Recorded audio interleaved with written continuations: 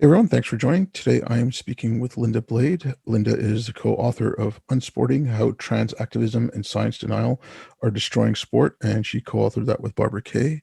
And Linda is also a sports performance coach and a PhD in kinesiology. Hey Linda, thank you for coming on. Thank you. Thank you very much, Obed. So I've been following you for a little bit on Twitter, and then I have to admit I haven't read your book. There's just too much to read right now, apparently, Yeah. and No, that's but fair. I will get around to it. But I mean, I've been talking to a lot of people on the issue of trans activism, and Hmm. um, but I'd like to come at it from a Canadian perspective because most of the people I've spoken Hmm. to are from the States, except for Chris Eccleston, well, Billboard Chris. So I mean, like, Yeah, Billboard Chris uh, Elson. Yeah.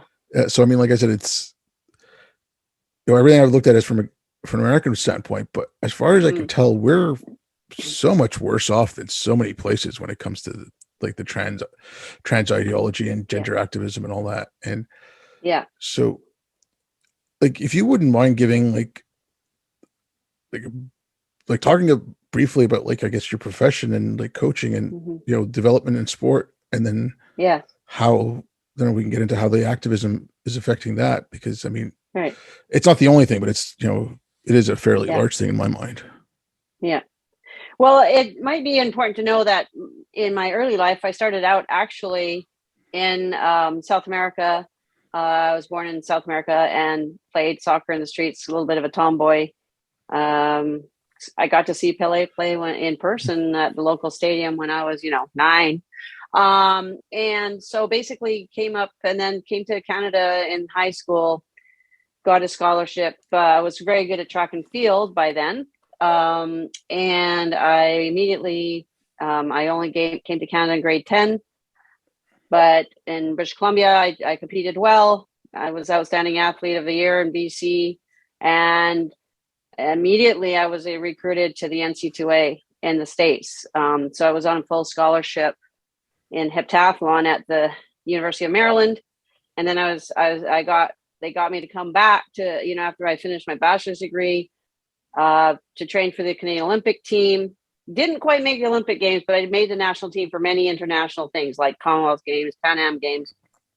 Um, and then I got my PhD in sports sciences and kinesiology. Spent a little bit of time in Africa and in the Middle East. Um, After I retired from the sport, teaching women how to coach girls. I was in Africa with my husband, who's an agronomist, so he was working with farmers, and yeah, so I was sort of had an international life. Came back to Edmonton because that's where my husband is from, and then just started coaching privately. I'm track and field. I can help people. Like if you're a soccer player and you want to run faster, I can take you and maybe help you to be a better runner. If you're a figure skater, you want to jump higher, I can do that. So I've worked with athletes in about 17 different sports, helping them with their sport specific fitness. So making them, better athletes, improving their athleticism. And as a person who was in this world for quite a while, by 2014, I was elected as president of track and field in Alberta, Athletics Alberta. And it was only in that capacity that I was at a policy meeting nationally. And all of a sudden, I was confronted with gender ideology, with this idea that somebody could show up to a competition, declare whatever category they want to be in, and we're just supposed to honor that.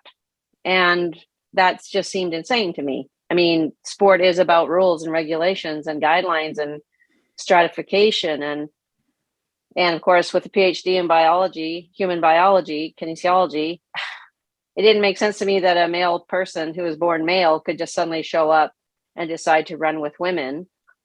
And being who I am not in the habit of just going along. I mean, I don't know. I just looked around the room and I just said, "Well, this can't happen. Like, what's going on here?"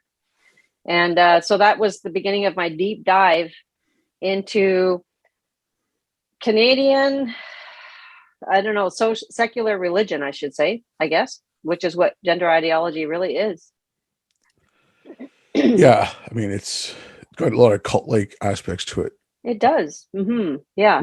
Yeah. And it's the denialism. Like, you're sitting in a room full of people who should know better, and we're all in sports, and we all know the difference between world records, male world records, and female world records. And yet somehow we're just not supposed to say these things. We're not supposed to say that men are different than women anymore. How is that possible? But I mean, like with something like that too, I'm just curious. So the people coming up with these decisions, so Yeah. I mean, it's an athletic organization, so you're assuming Hmm. people are athletes or have something to do with sport at one way or another. Absolutely. Yeah. But are these people who are coming up with this like the HR types who have never been in sport, or No. like is it also because I know like I'm seeing it lately coming out as like biology departments for a couple of years, but now I see it coming out of like Mm. you know chemistry and physics as well. So I'm just Yeah. curious like where that impetus is coming from. Well, Bate, I think it came from initially from social scientists and bureaucrats in the world of sport, where there was the initial idea of trying to be quote unquote inclusive of gay rights, and then it took on this thing, like we were all seeing that LGB turns into T and Q. And what's astonishing in Canada is that the entity in sport in this country that's pushing this ideology is called the Canadian Centre for Ethics in Sport. And CCES, you have to kind of understand, is sort of a standalone not for profit, but it's in charge of anti doping. And they were the entity that got created after the Ben Johnson scandal. If people, some of your listeners may not remember, but a Canadian Ben Johnson got caught with steroids in the 1988 Olympics. It was a huge national scandal and shame and blah, blah. And by about 2003, there was this entity created that would, the main mandate of this group, Canadian Centre for Ethics in Sport, and I'll call it CCES mandate was to go around the country and make sure that Canadian sports knew about how not to cheat, about how not to be caught doping. And so they also have the funding then to do doping control tests and that sort of thing. And if you look at their annual reports, of course, they have to list them on their website. And I had to do a deep dive on that because I tried to figure out what's going on. All of their reports up until about 2013 were all, of course, about their mandate, about what they're doing in communities to help with the anti-doping protocols. And all of a sudden, in 2014 and 15, now we had this thing seeping in about inclusivity, and then they came up in 2016, 15, 16. They formed a group, and that was purely ideological, all activists on the left. And now they have this thing that they're promoting, the most extreme version of inclusivity, in terms of a male should be able to allowed to compete with females, irrespective, no surgery required, no hormonal treatment required, pure self-ID.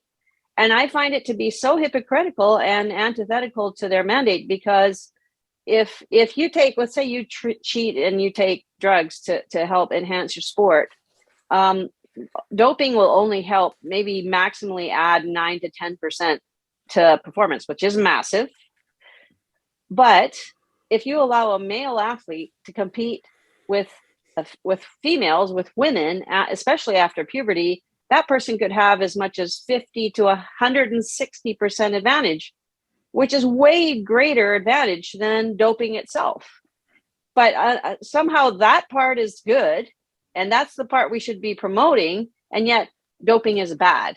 And so it's really confusing how this particular national organization has somehow been captured by the left and is promoting this ideology in a way that, again, is completely antithetical to what their mandate was supposed to be. Just like, because you mentioned the dates like 2015, 2016. Yeah. So So 2015, 16 was kind of when they got their report out about promoting transgender in sport. And now they go around the country and to all of the annual general meetings of each of the sports, like if it's rugby, track and field, soccer, whatever, and they try to convince boards of directors to sneak these words into their policy behind the scenes, like the membership in sport.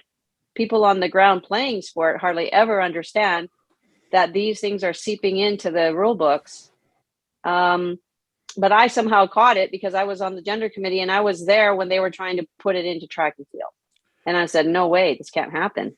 And I'm still, as of even a month ago, I had to stand in the AGM and stand my ground and say Athletics Alberta does not agree to put this terminology into the eligibility standards and guidelines. Like one of the things I was thinking about the timing of that was when the gender-based analysis plus really got fired up in the government. Because I mean, you had that in there, I think since like the late 90s. I could be wrong about that though, but it was just kind of like, okay, here it is. But when Trudeau got in, he made that like you had to have those reports. Now, I know they didn't release a report for C16. I'm just wondering when that was like around that time it had gotten into the government. So if it had gotten into the government, then this is coming down saying you're going to have to do this stuff in all departments. So, well, you know, that's interesting. That's what I thought too. But what it turns out to be is the people who were social activists in sport trying to get this, they kind of came in from, pardon the pun, but it's true, left field. And it wasn't sort of top down, apparently, because I now know there are people within Sport Canada, which is sort of, you have the Ministry of Sport, then Sport Canada, and then the individual sports. Sport Canada being the main funding agent for all of the sports that gets the funding from the taxpayer to support sport. They still haven't not made it a mandate for sports to adopt this ideology. It's still just being pushed. So I think the push is coming from individuals from this standalone CCES, and they're trying to convince the Ministry of Sport, and of course they're kind of partnering with like the people in Trudeau ministry, trying to put pressure on Sport Canada as a bureaucracy and the individual sport governing bodies, but it isn't a direct mandate yet. So in terms of, it's not, your funding for sport in this country is not predicated on needing to accept that ideology, which is fantastic news. But a lot of the sports organizations don't know that.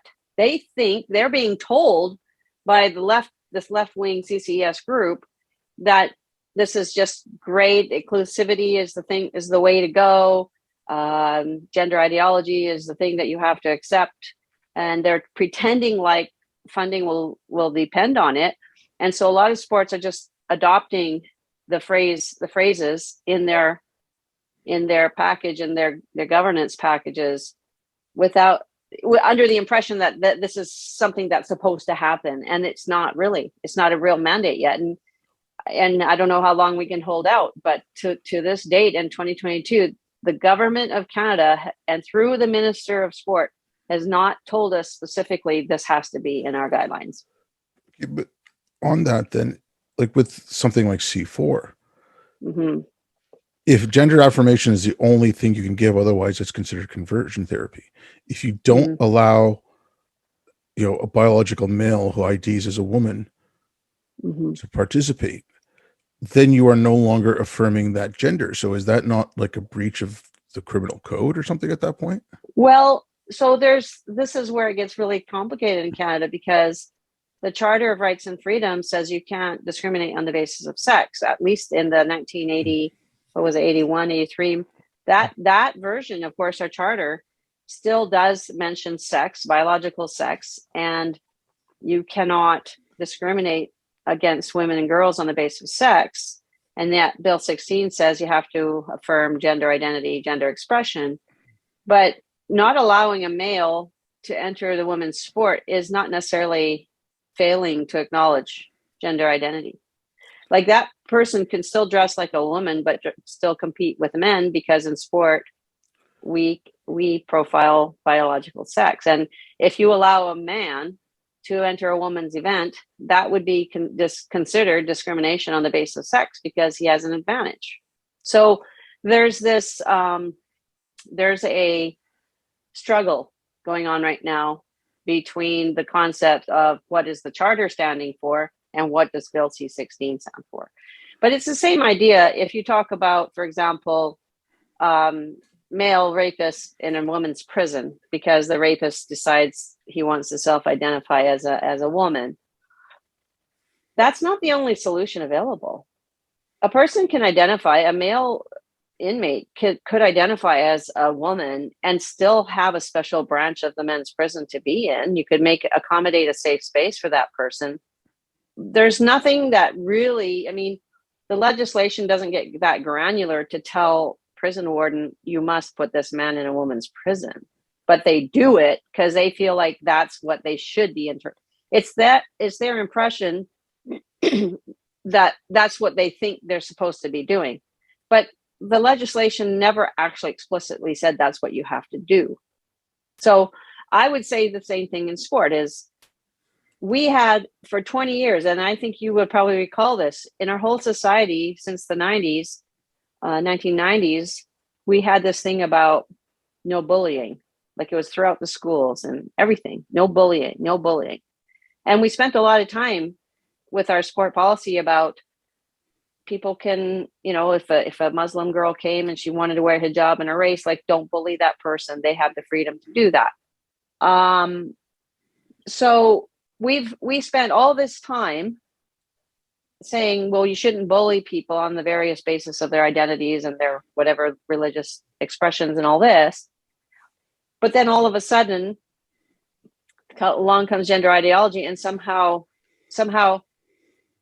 what their gender identity is supposed to trump all other aspects of someone's identity, and to the detriment of a lot of other people. And I just say, look, if you're male and you want to self-identify as a woman, go ahead and run with the men. You can dress as a woman and nobody's going to bully you, because we've spent 20 years focusing on no bullying, and you should be able to achieve that. And we would all recognize, in fact, it would be far more obvious that you are self-identifying as a woman if you're running that way in a man's race. And we could all celebrate that you could look that way if you want in a male race, and we would not bully you. So there's a lot of other ways to accommodate gender expression within sport without having to violate the fairness to female athletes. Hey, I'm 100% behind you. I'm just going to play slight devil's advocate here. Yeah, no, absolutely. That's my pushback, because of anybody who would say that. I know you're not saying that, but this is the thing that we need to say, and this is what I say in the meeting rooms. Yeah, but like what I'm like, if I was a gender activist, right? So, like I've read enough gender theory and queer theory to like get what they're trying to say, what their argument is. Yeah. Now, the fact that that biological male is identifying as a female, trans women are women, right? So, birthing people, right? Or like all that kind of nonsense. So if a trans woman is a woman, and if someone who sells IDs as a trans woman is now a woman, by asking them to go in the male competition, you're denying their identity. That is causing them harm, and they identify as a woman, so they should be allowed to participate with a woman, because trans women are women, and as soon as you identify, that's what you are. I mean, that's their argument. I mean, like I hear that from variations of that from MPs. I hear variations of that from Trudeau and Singh. Yeah. So that's why in sport, so we acknowledge that, and that's why in my book and in sport, we're offering the following solution. If you don't want to have 150 categories because there's 150 distinct genders, we still have sport on the basis of biological sex. But if being called a man is hurtful to that person, we can do the following. we can say female, there's a protected female category. And then instead of men's category, we just have it as open. And anybody can then, who identifies differently, is simply placed in the open. And that also goes for the option would be there for female athletes who want to identify as men. They could also go to the open. But, it's interesting, Obaid, the females, and now with the younger generation, a lot more female to male trans, or female to man, I guess that's how it would work. Female to man trans in the younger generation. And most of those young female athletes, because there's a difference between biology, sex, and gender. So if we say female, we mean biology, no matter how you identify. So the female athlete category, more often than not, contains all the trans who happen to be female. And they're perfectly happy to stay in that category. So they're not being insulted by having to stay in a category labeled female, because they know the truth. If they went over to the men's section or the open, they would lose every time. And so the only group that remains outstanding that needs placement somewhere are the males to woman type people who want to identify as a woman. They seem to be hurt by the label more than the female ones, right? So they want to come into the women's category because they want to have their gender affirmed, but it's the female category. And therefore, if we call men's category open, why would they not just stay there? I mean, if the females who are trans can handle staying in the female group, the males who are trans should be able to do the same thing. And because it doesn't matter, we don't ask people's religion. Like, this is an ideological thing, right? Like, you're still male, but we don't ask your religion or anything else. We don't ask what your politics are when you come into a race. All we want to know is, were you born female or born male? But if you do want to have this option of an open category, we can do that. And that's the category where men and trans and whoever else can go in that open category, and they won't be hurt by the label. Okay, I'm going to be a cynic here, and the only reason I can think of why the males would want to go in the female category, whereas the females wouldn't want to go in the male category, is, okay, athletes in general are competitors.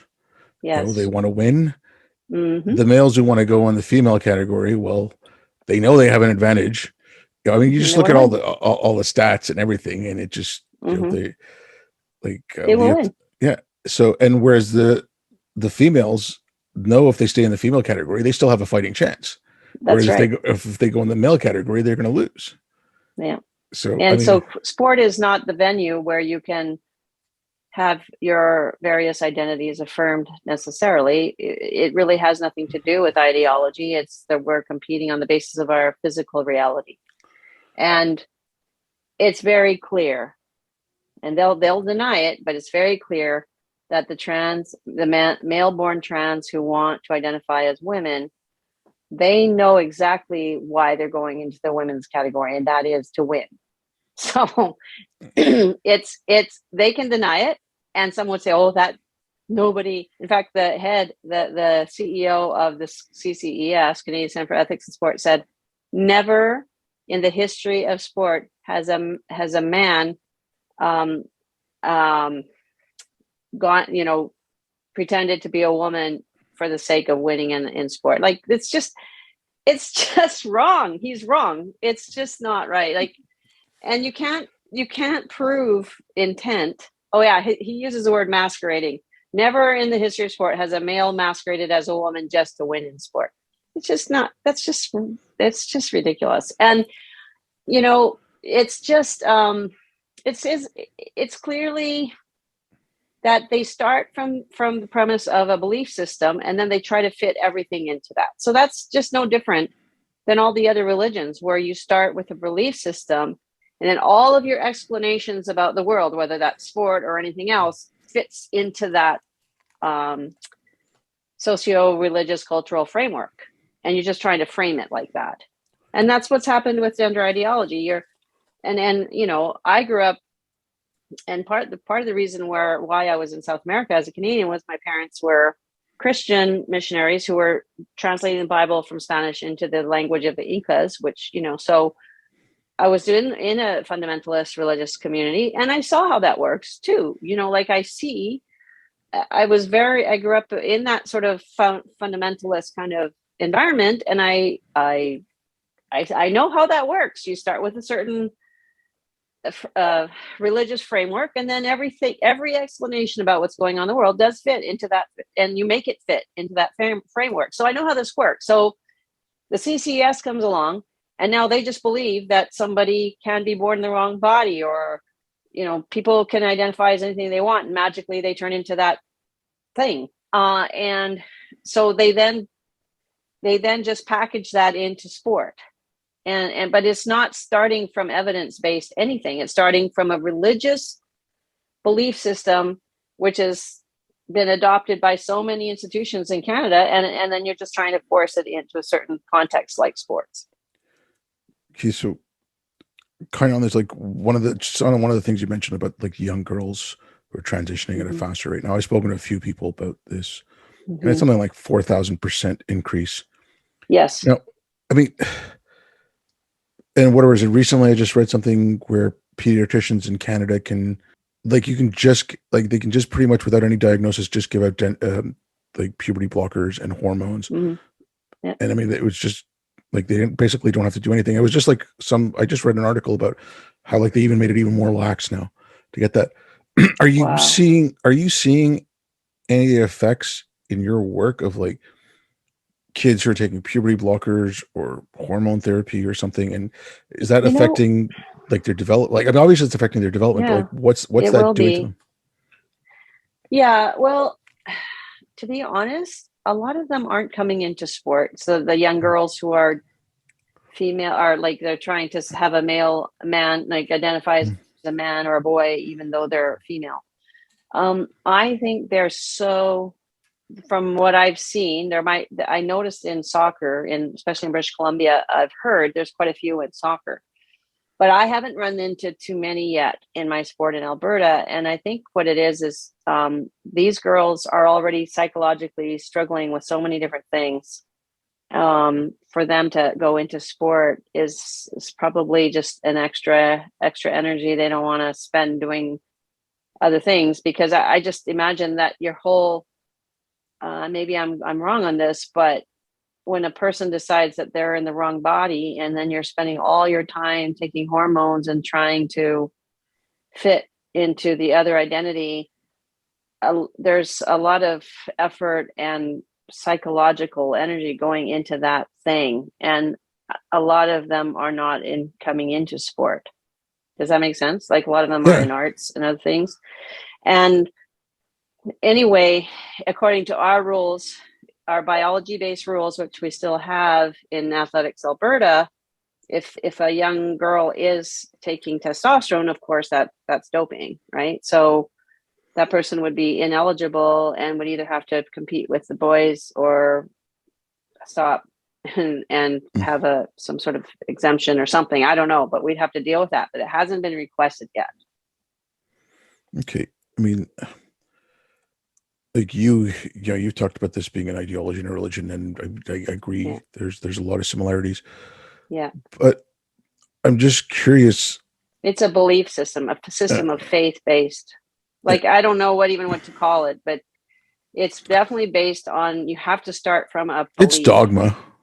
It's a dogma more, like, I mean, it's a dogma. It's a cult, some sort of thing. But I'm just curious about, like, because you'd mentioned your parents were doing missionary work.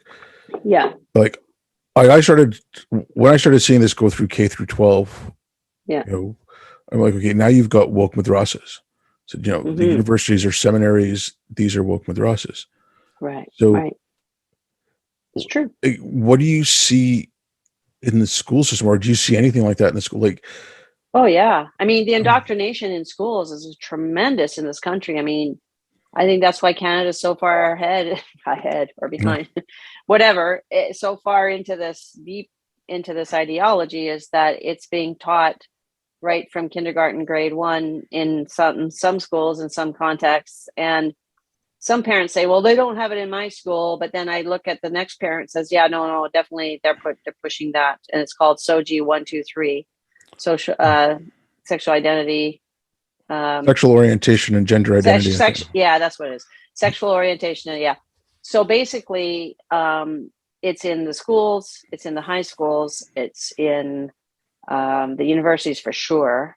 And, you know, if that's all you hear growing up in your society, that is the state religion. I mean, that I don't know how I can say it differently. It's just supposed to be accepted as that's the thing we believe in. That's the way it is. And that's how it's being portrayed. And like I say, I've been there. I'm sure you've been there.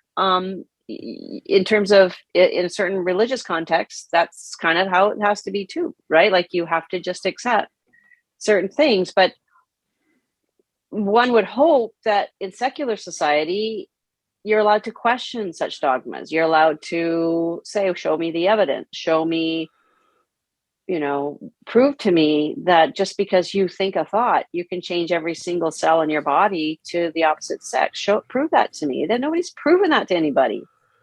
Yeah, but I mean, again, I think this, like you talked about the no bullying stuff. So Yeah. some of this comes down to that sentiment. Mm-hmm.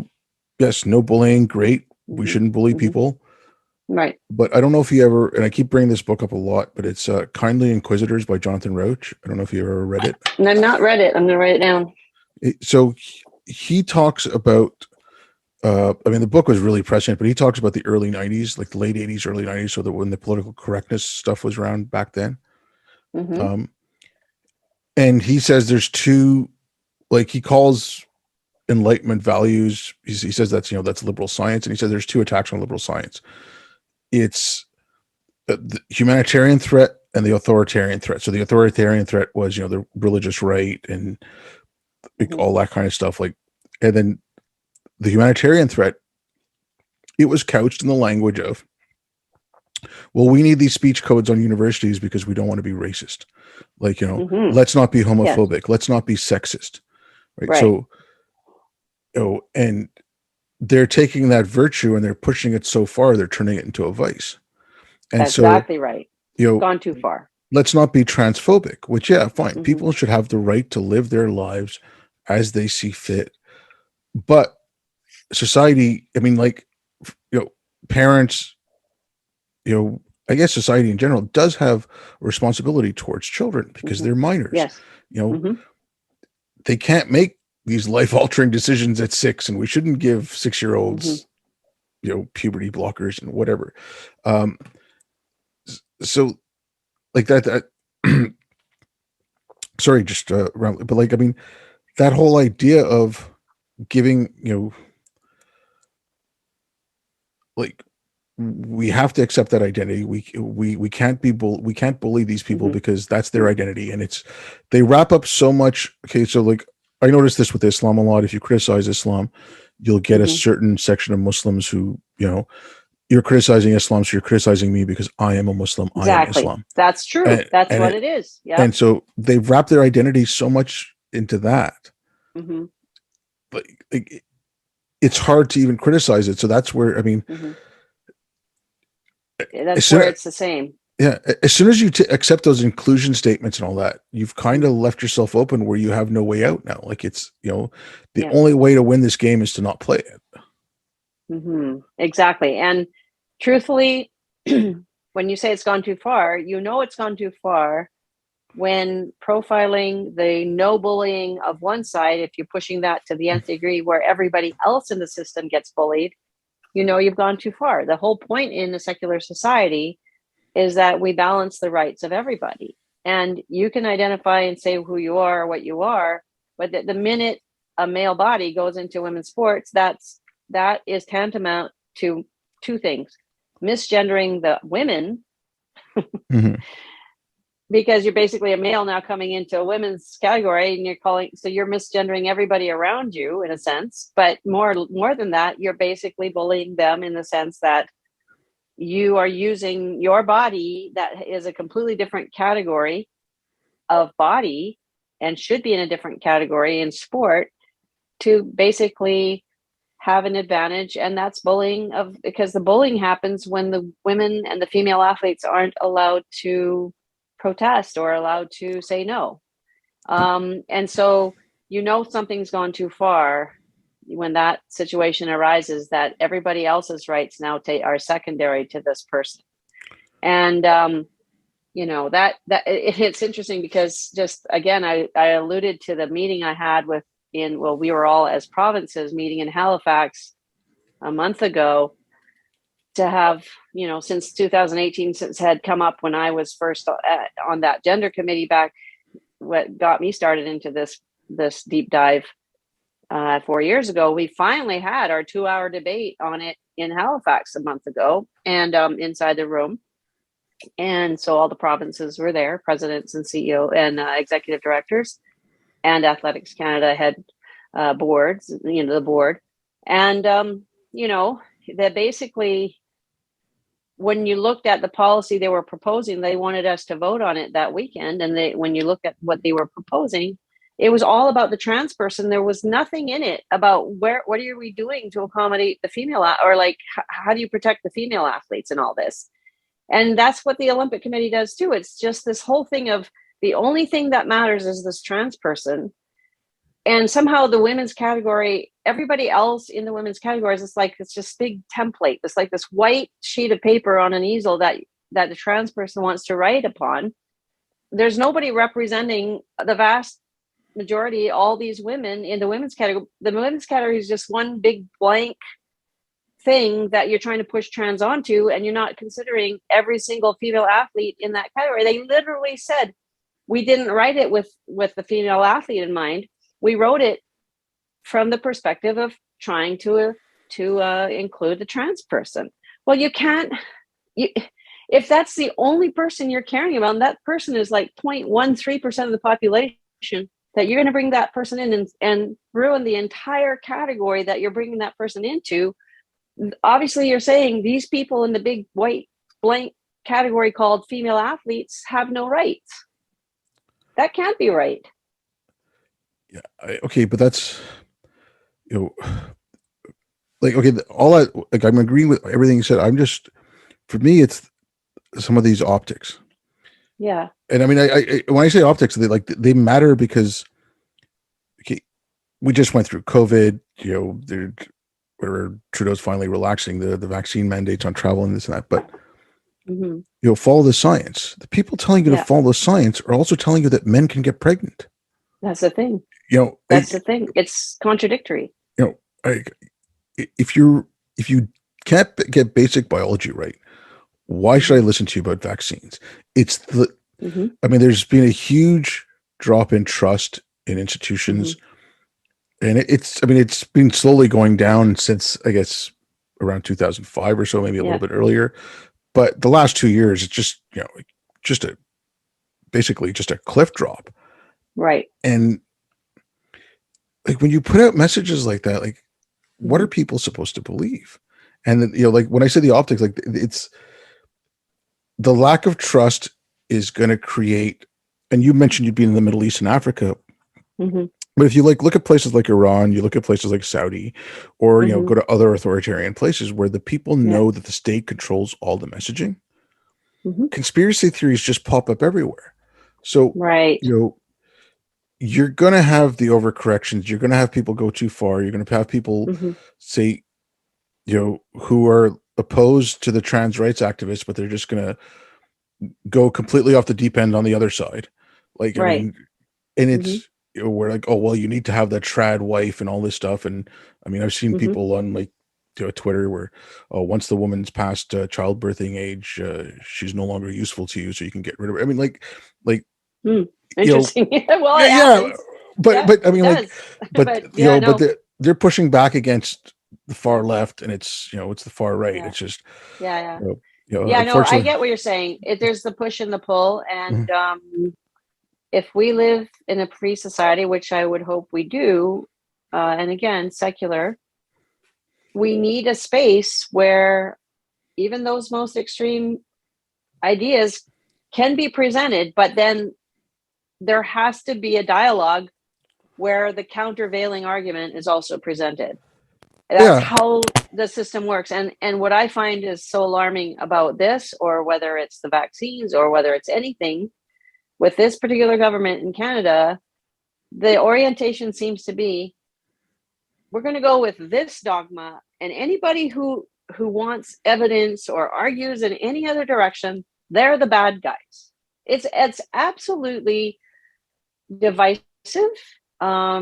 It does not it does not allow for cohesiveness in society where we're all getting heard, where we're understanding. And in fact, quite rightly, I am appalled that, I mean, I suppose because it was an emergency situation and it was like COVID was came out and we didn't know how dangerous it was at the beginning. So the lockdowns initially were probably completely justified because they were trying to get a handle on it. But what was I found really quite alarming was the medical director, or what do you call the chief medical officer of every province, became the premier. And the premier stood back and just let that person set the policy. What should have happened is the medical personnel, yes, the chief medical officer of each province should have said, this is what we think based on the data we're looking at.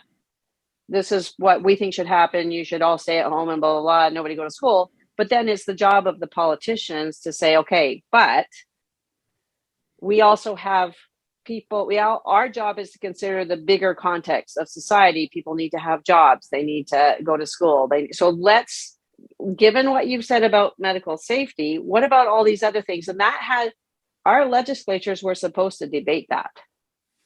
But because we're so afraid to go against, now this is the dogma of the moment, we're not going to, it's like I watch premiers across this country stand back and let the medical person just dictate whatever that policy had to be. And no matter whether it had to be on, on education, the impact on education, on business, on innovation, like all these other things, and even food supply or whatever, all these other things kind of took a back seat, and as if like they didn't matter. And like cancer patients not getting therapy because somehow we have to put them on hold.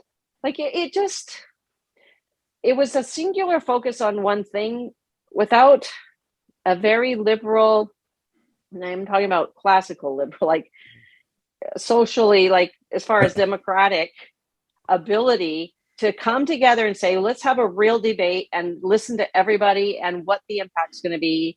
And maybe we might get our policy right. Yeah. And I don't want to linger too much on COVID, but it was but it's the same idea. It's like you're just supposed to accept something. Exactly. And not argue and not ask for evidence. Like at the very start of it, same thing. Okay, the lockdowns happened because we were seeing pictures coming out of China and like Italy and places like that. And it was like really bad. You see like, 10 pages of obituaries and stuff out of Italy. And sure. So when Sweden went the other route, I was very critical of them because you could see like I was home on medical leave, so I had nothing else to do. So I was just tracking data, and you could see like the cases in Sweden rise and all that. I'm like, these people are crazy. But by that fall, and it, Denmark and Norway weren't as open as Sweden, but they were more open than we were. So you had some data sets that showed you that not locking down was not as bad as locking down. Yeah. And that's what I'm talking about. We didn't learn quickly as we went because we weren't allowed to discuss it. Yeah. I mean, it was the same thing with, and it's the response to it. So when they try to look at that lab in Manitoba that had apparently worked with the Chinese government, as soon as that question was brought up, like you were called a racist. Exactly. And it's also, if you question the trans stuff, you're called a transphobe. If you question, you question that lab in Manitoba, okay, you're a racist because you're putting on the Chinese. It's like, well, let's at least take a look at what happened. Like, what information did you give them? What happened? And it's the same thing with this debate. Like, if you, if I question that Jessica Yaniv, when Jessica's asking to get shave my balls, like maybe you might want to consider that Jessica is a man or a male Right. at least. Like Right. that's like reality has to kick in at one point or other. And that was bullying of the estheticians. Oh Like yeah. there is no question that man, I'm going to call her a man, because you can't demand respect if you don't respect other people. And that man was bullying all of those women for his own ends. Yeah, and I mean, a lot of people were like, "Oh, I see the justice system work because, Mm-hmm.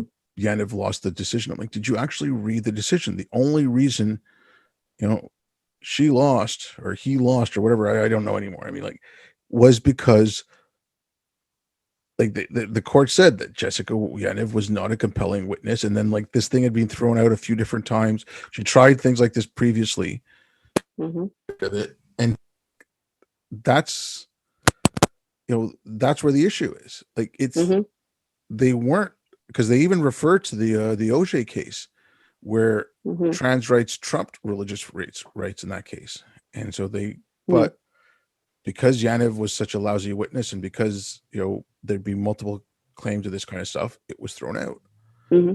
So I mean, it Right. wasn't just a And again, bullying, like yeah, we have to understand in our system, just because you claim to have a special identity doesn't give you trump card to bully others. And I guess that's, you know, and that, I guess that's my point, is that the rest of us, and somebody in my position who's representing a provincial sport governing body, we have to put the big boy pants on when it comes to the meetings and call a spade and just basically say there's your position is lacking in truth and in verifiability. And um, you just have to be able to say that, because if we are too afraid to actually say that in the room, inside the room, what are, we're nowhere. yeah. I mean, Obeyed, we're nowhere if we can't sit there and at least as leaders say, that's not going to work for me, that doesn't seem right to me. yeah, someone has to say the emperor's got no clothes on. I mean, it's Exactly. yeah. Look, I don't And you want know to what? keep. I can tell you the truth. In that meeting in Halifax, if I hadn't said that, if I hadn't been the one person in a room of 30 people to push back and say these kinds of things, what about the female athlete? What about the female athlete? What about the advantages that are being brought in? If I hadn't sat in that room and said that, we, in this very moment, would have a new policy nationally in track and field in Canada that a male athlete could come to a race, any competition, and self-identify without, like, just tomorrow. And then they could change back anytime they want. Yeah. So it takes one person in the room to just say, sorry, let's think about this a little bit more. So we're going to think about it for 6 more months. Maybe in 6 more months, more people will see the light, but at least there's a delay. I don't want to keep you too much longer, but I just one kind of last question, and then I'll let Yeah, you have the floor. sure. Do you think things like Leah Thomas, like out of Virginia, do you think because that got so publicized, that helps bring awareness to the Absolutely. average person, and then they see the No ridiculousness of it? question. Or No question, Obeyed. No question. That was the biggest thing that happened in sport, that to show how disingenuous this whole thing is.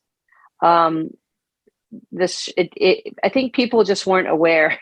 People who don't know about sport didn't really understand when I said, well, when I earlier on, when I tell people, well, males are self-identifying to women's sports, that's not going to be a good thing. Oh, they shrug their shoulders. Yeah, it can't be that bad. When they're seeing Leah Thomas, 6'3" frame, and all the advantages and the low voice and just competing against the female athletes, it was very clear what was going on there. And I think it really did help our case quite a bit. okay, yeah, like I was just curious about that. Like I said, I Yeah, don't want to no, keep you. it's huge contribution to my argument, actually. I said I don't want to keep you too much longer, but if you would mind, like talking a little bit about your book, and let people know Yeah, where they can get a hold of you and where they can get the book and everything. And I'll put all the links in the description. sure. No, that's fine. So the book is Unsporting: How Transactivism and Science Denial Are Destroying Sport, and it's written by myself, Linda Blade, and Barbara Kay, journalist living in Montreal, as you probably are well aware. Hmm. And just I go right into about what how the Olympics used to be.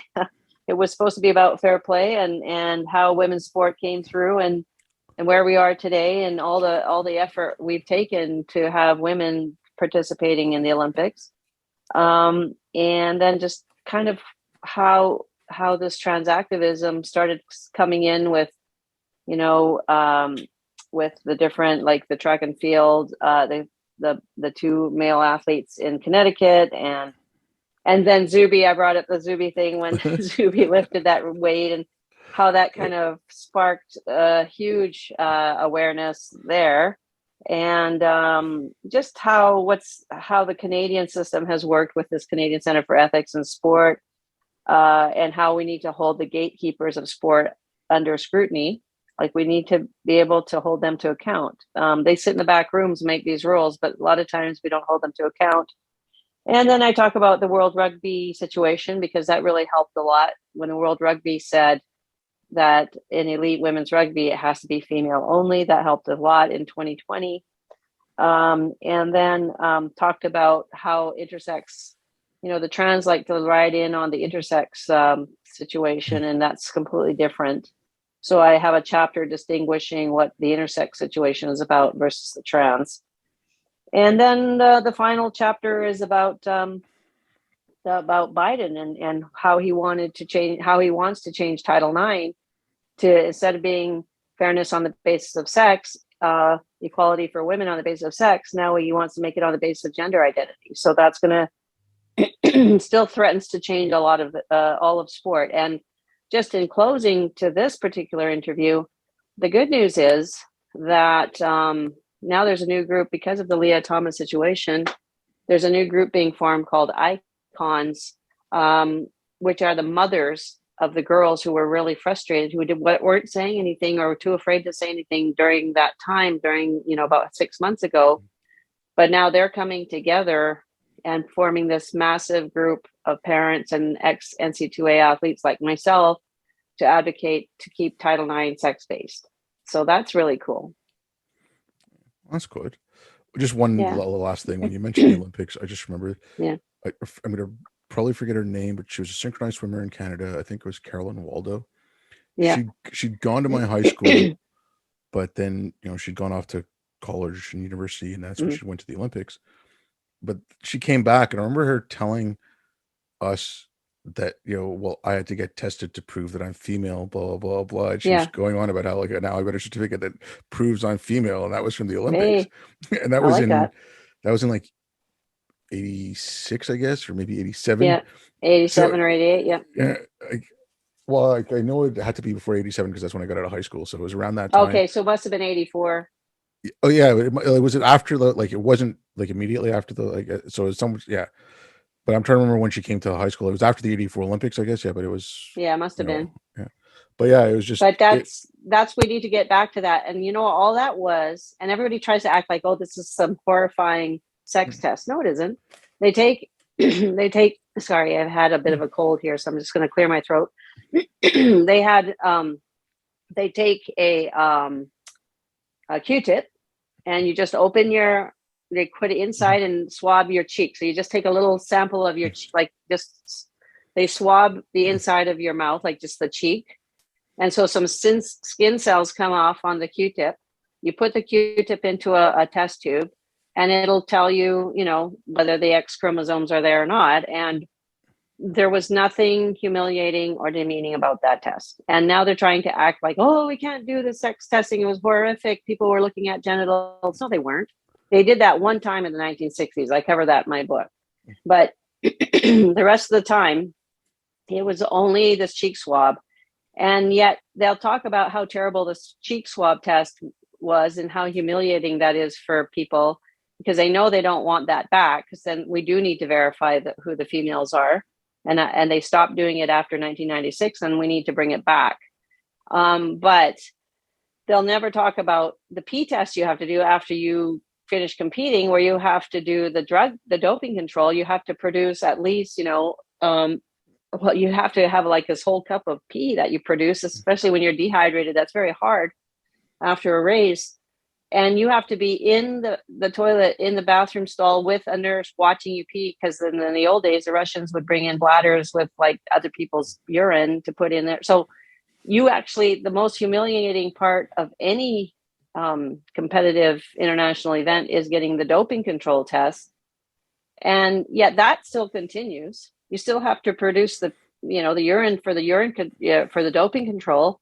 That's far more invasive, far more humiliating than just having a Q-tip scrape your cheek. So anybody who says that, this is barbaric, that we have to go back to the sex testing, they don't know what they're talking about.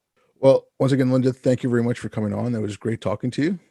Thanks, Obaid. I appreciate it. It was really nice talking to you. Thanks a lot again. And Really nice talking to you. thanks everyone for listening. I'll All be right, back. take care.